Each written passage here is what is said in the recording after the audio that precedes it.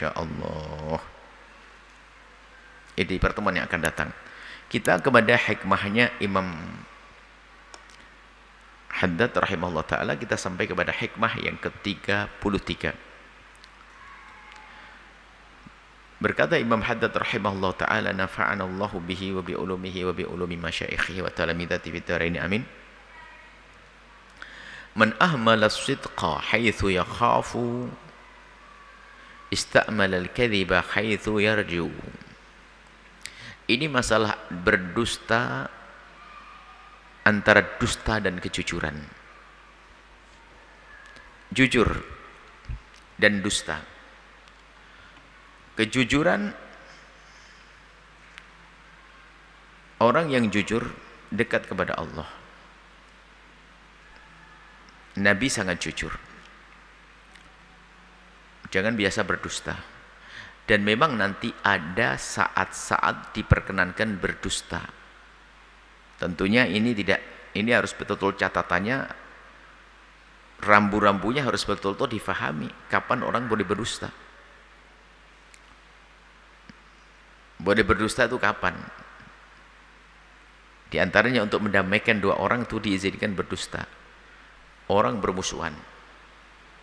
Lalu kita berdusta dengan misalnya mengatakan begini, menyampaikan salam, padahal nggak ada salam.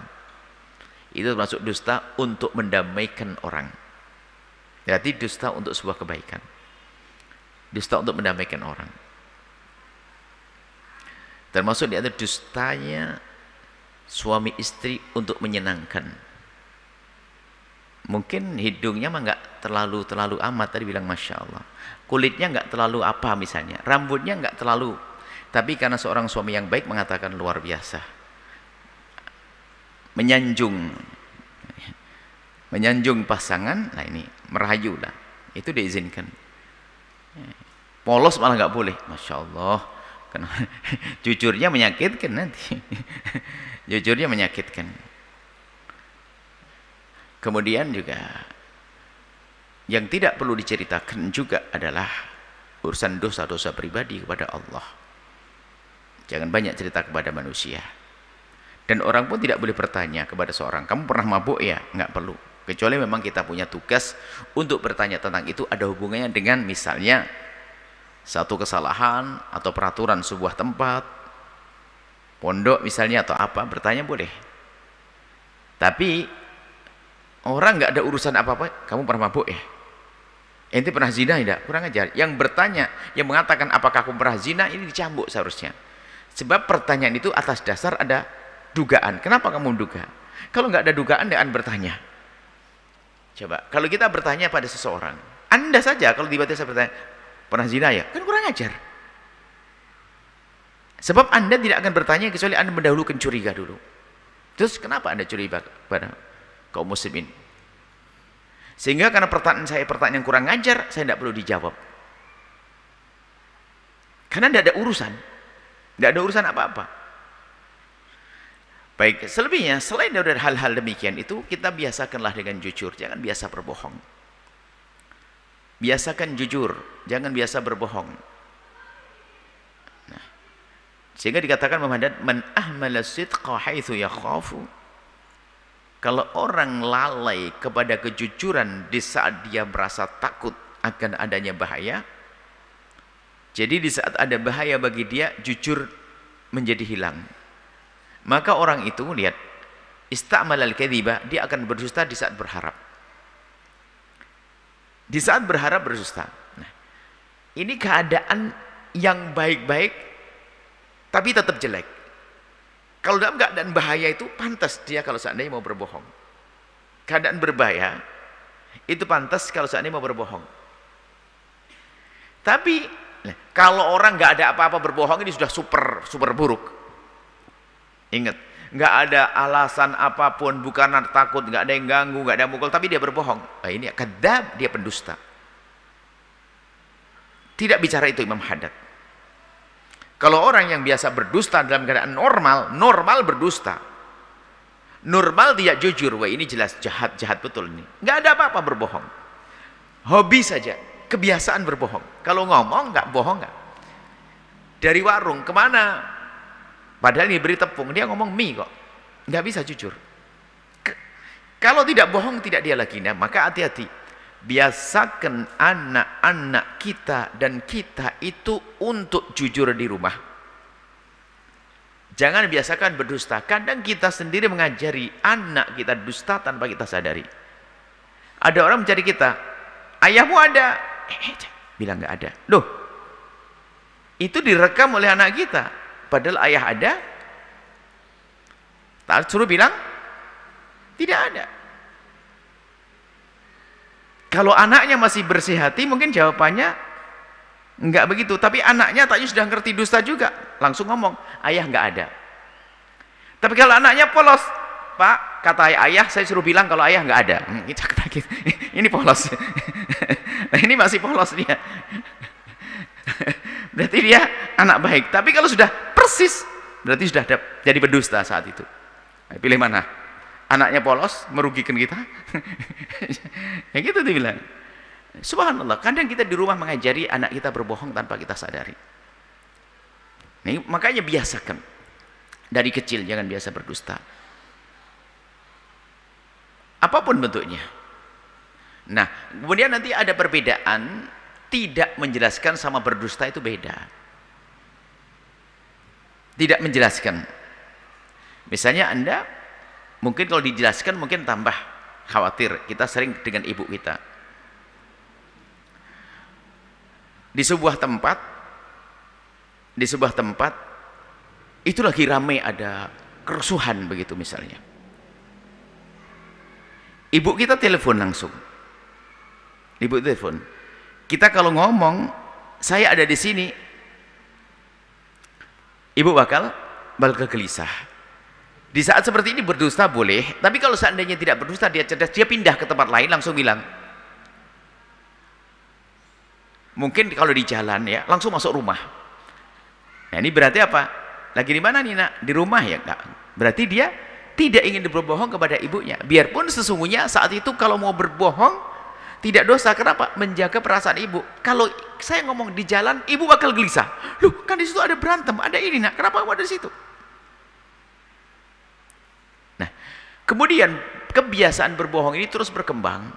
Berbohong dari sesuatu yang kecil sampai yang gede nanti. Menjadi pendusta. Nah, di saat dalam bahaya kok dia berani berbohong, maka dia tidak mau jujur. Di saat dalam keadaan bahaya, akan membahayakan dia, lalu dia meninggalkan kejujuran, maka dia di saat berharap, dia akan mudah berdusta. Ini penyakit yang membahayakan. Jangan sampai dikatakan alaikum bisidqi, kata Rasulullah, awas, biasakan dengan kejujuran. Fa inna sidqa yahdi ilal birri, karena kejujuran membawa kepada kebaikan. Wa innal birra yahdi ilal jannati, dan kebaikan menghantarkan ke surga.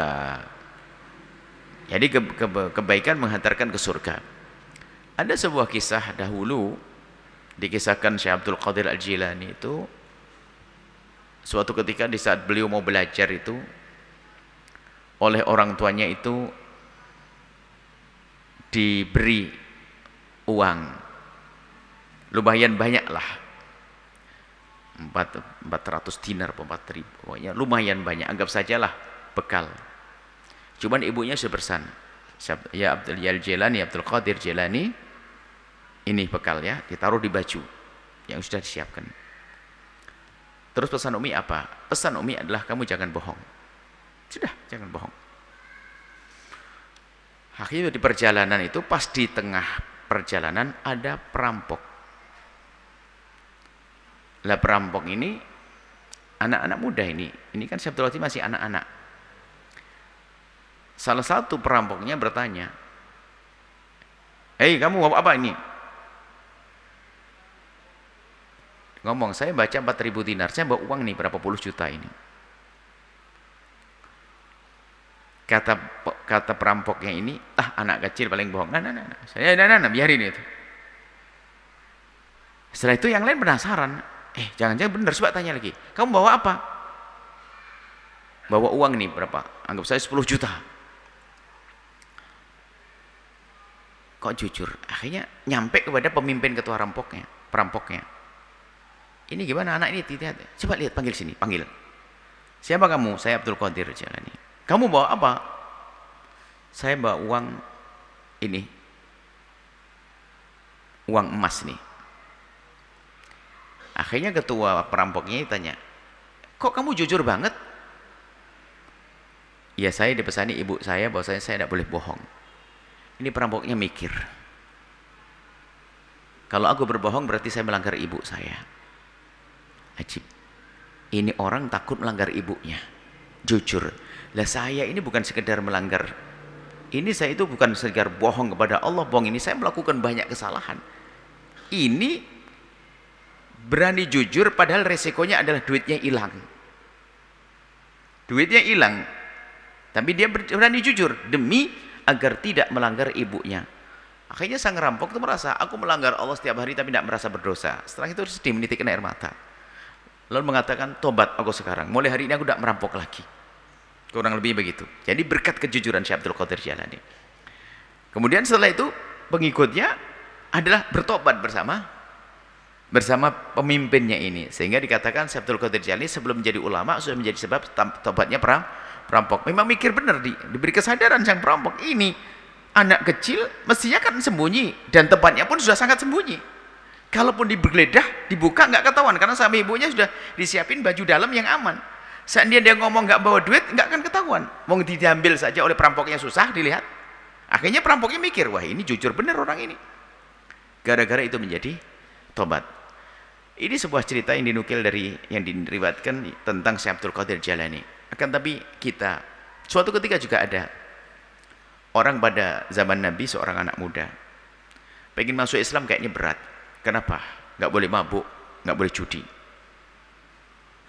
nggak boleh bohong dan sebagainya. Akhirnya dia beranikan diri datang ke Rasulullah, ya Rasulullah, saya sebetulnya pengen masuk Islam, cuman berat sekali larangannya. Nggak boleh mabuk, nggak boleh judi, nggak boleh bohong. Kata Nabi, kenapa berat kalau semuanya? Iya. Ya kalau satu aja misalnya ya sudah. Yang jangan kamu langgar, kamu jangan bohong aja deh. Selebihnya Nabi tidak mengatakan kamu boleh, enggak. Pokoknya sedang ente pegangi, jangan bohong aja deh. Baik ya Rasulullah, dia pergi. Setelah pergi, di saat ketemu dengan kawan-kawannya, diajak minum, diajak berjudi. Sebentar, saya nanti besok ketemu Nabi. Padahal saya sudah berjanji agar saya tidak berbohong. Kalau saya sekarang mabuk sama judi, ketemu Nabi, saya ngomong apa kalau ditanya? Akhirnya gara-gara dia pengen jujur, akhirnya wah saya tidak mau minum sekarang, saya nggak mau mabuk sekarang, nggak mau judi. Kenapa? Kalau saya mabuk sekarang judi, lalu besok ketemu Nabi, ditanya oleh Nabi, malunya aku. Maka dengan jujur akan membawa kita kepada kebaikan, kejujuran. Maka dari itu ayo kita semuanya menghindar dari membiasakan berbohong, ya, berbohong yang pada akhirnya merugikan kita semuanya. Berbohong atas nama, ya, nanti bohongnya itu tingkatan macam-macam. Ada kelas mufti. Mufti berbohong hanya demi fatwa yang dirubah, tidak jujur kepada fatwanya. Bisa jadi. Belum lagi nanti ya mengajak orang kepada kebaikan sementara dia sendiri tidak pernah melakukan. Dia bohong kepada dirinya sendiri. Jadi banyak sebab-sebab karena kebohongan, maka dia akan menemukan kehancuran. Dan nanti bohong lagi berat kalau sudah kelas ilmu, bohong atas nama Nabi. Loh, ulama ini juga mengerikan. Hadis, membuat hadis palsu. Ini terjadi. Ceritanya dulu itu ada ulama yang kurang ilmu, merasa bahwasanya orang pada meninggalkan Al-Quran. Akhirnya dia membuat hadis palsu, dinisbatkan kepada Nabi, padahal dia sendiri yang membuat hadis palsu. Sementara membuat hadis adalah haram. Hadis palsu, Nabi sudah mengancam, man kadzdzaba alaihi muta'ammidan falyatabawa maq'adahu minan nar. Ada kalau orang berdusta atas nama Nabi, tempatnya di neraka. Sehingga ada orang berdusta atas nama Nabi, mengataskan Nabi, hadis bukan hadis bilang hadis. Mengatasnamakan fatwa. Fatwa ulama padahal dia. Dan berbohong macam-macam. Hari ini berbohong instansi, berbohong pada atasannya. Padahal harganya adalah akhirnya membuat kwitansi palsu. Ini berdusta semuanya. Jadi yang terjadi kwitansi palsu di sebuah instansi itu tidak serta-merta di rumahnya sudah biasa diajari bohong oleh bapak ibunya, maka berkembang itu. Sehingga kalau ke warung tidak mau dibuatkan kwitansi, suruh kasih batian siko sosong, nanti ngisi sendiri. Akhirnya biasa berbohong dalam segalanya, bohong.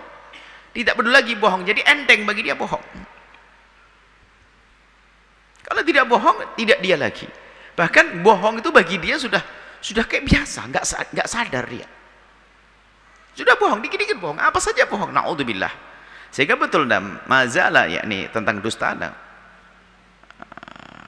Mazalal abdu, senantiasa seorang hamba itu yakdzibu, senantiasa hatta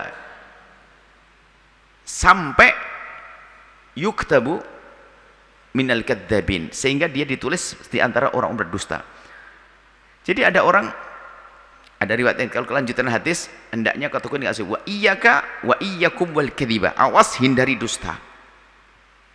Fa innal kadziba yahdi ilan nar, dusta itu membawa kepada neraka.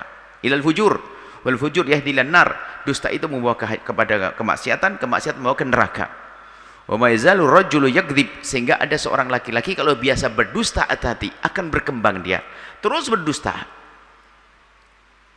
Wa yataharul kadzib, terus pengen bisa ngomong jujur, dia berdusta. Dia bawa uang 10.000 padahal dia ngomong 10.000, dia ngomong 12.000. Enggak bisa ngomong 10.000. Kebiasaan berdusta itu naudzubillah di rumah. Kalau sudah biasa dusta enggak bisa dipercaya.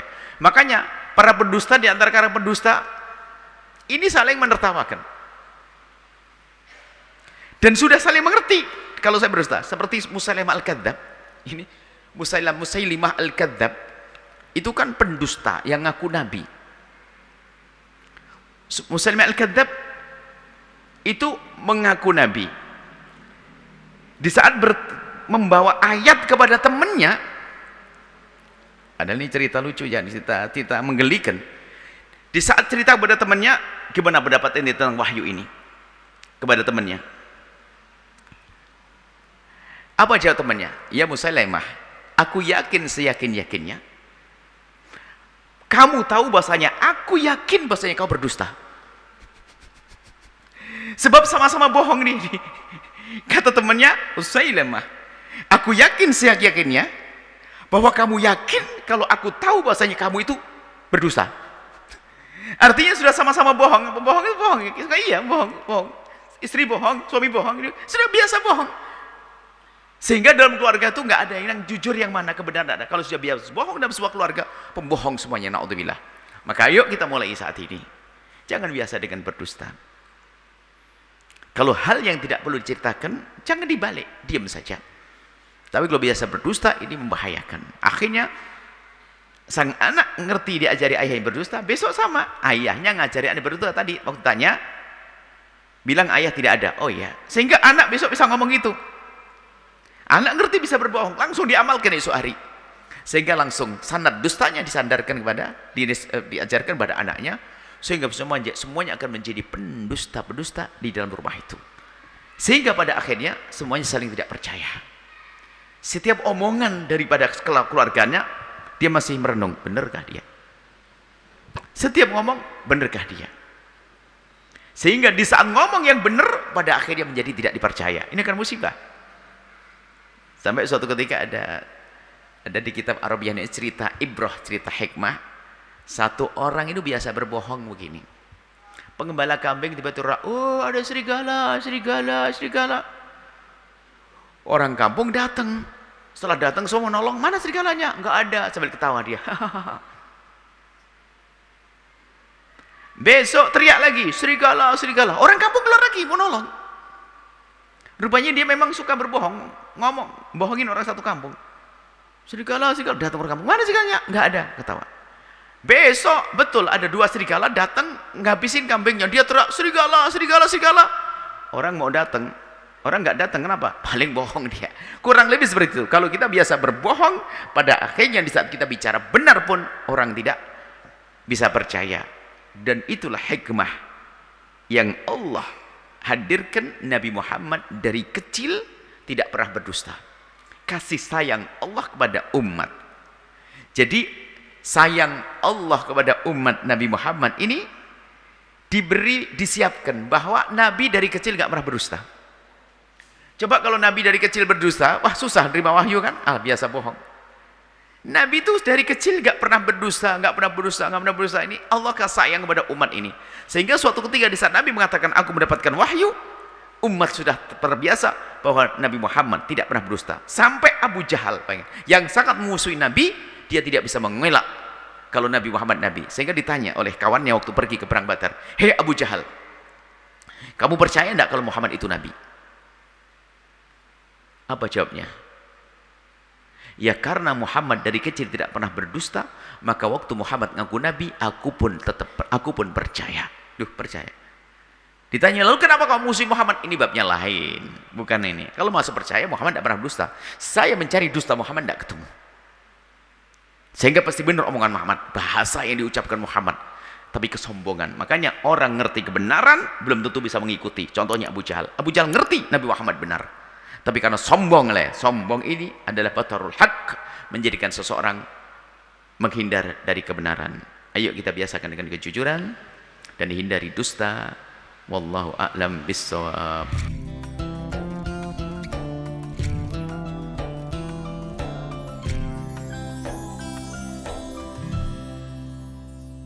Sahabat Al-Bahjah TV, setelah menyaksikan video ini, jangan lupa bersolawat kepada baginda Nabi Muhammad. Shollu ala Nabi Muhammad. Allahumma sholli alaihi wa ala alihi wa sahbihi.